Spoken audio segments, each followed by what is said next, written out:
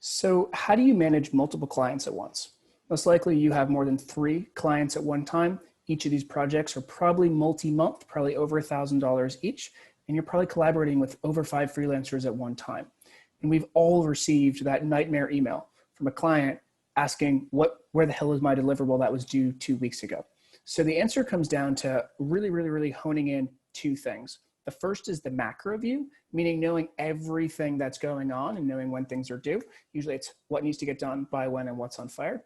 And then the second thing is you really have to master the micro view, meaning the project itself. And the secret here is that running, executing, and scaling big projects, it all comes down to being proactive and being prepared and having the systems in place, because things will go wrong. But when things go wrong, having the systems in place to catch that.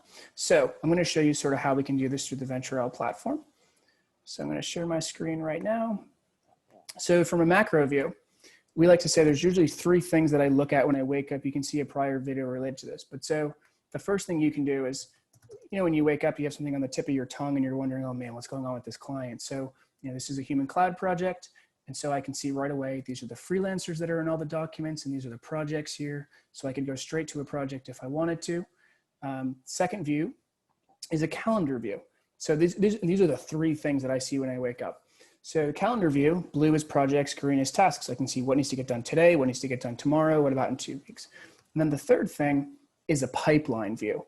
And a pipeline view is the different stages of the projects and also the different departments or types of projects. For example, you probably have marketing, you probably have side projects, and you probably have your actual clients. And within each client, you probably have the potential projects, you probably have negotiating, active, completed, awaiting payment. We also make sure we show you really quick, because I know something that's always top of mind for all of us is how much money is going to come in this month. And so real quick, you can see through a pipeline view that generally, if you want to make $10,000 a month, you need between 40 to 80K in pipeline, meaning potential. So this is a quick view of making sure you know right away, this is where we stand. This is what needs to get done, what by when, and what's on fire. Now, the second thing is a micro view. So the first thing I want to show you is think about when you're setting up a project, you must likely have a checklist, and we do like 80% of the same stuff for the same type of project. So if it's a design project, it's 80% of the same tasks. It's mostly the same files. Same thing if it's a copywriting project or an ad campaign. But so what we enable you to do right away is you can copy from a project. So let's say we have a newsletter project, and prior it was John Deere. Now let's say it's Kubota. We come in here, we copy this over. Now, each client is going to have the same files. So maybe Kubota has, say, brand guidelines, client collateral that you need to carry over. We also have this thing called Knowledgehubs, which is the right files at the right time with the right people. And so I can come in here. I'll use this working with Matthew, but this is everything that's required when we talk about a newsletter project or we talk about the client itself. So I come in here. We can see that the project workspace is going to be getting created, and it's all sort of automated from what happened prior. Now there's 3 things that we have to nail when we're setting up a project.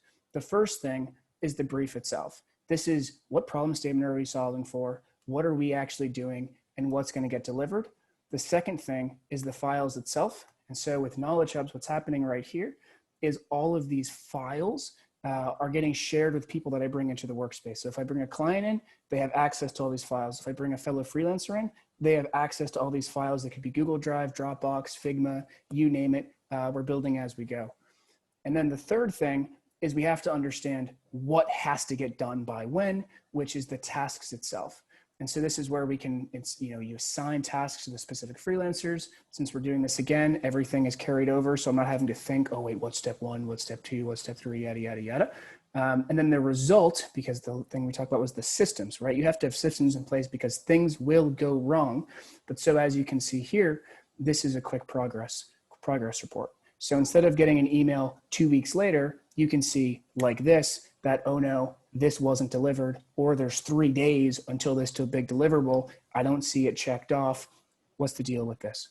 So at a high level summary, how in the world do you manage multiple clients at once? The first thing is you have to nail your macro view, which is being able to super quickly come in here and search what's top of mind. Second thing is having a calendar view. Third thing is the project pipeline. The second thing you have to master to manage multiple clients at once is you have to master the projects itself Specifically, you have to be proactive, you have to be prepared, and you have to have systems to catch, because things are going to go wrong, but you have to understand when that actually happens so you can then triage and take action from there. So hope that was helpful.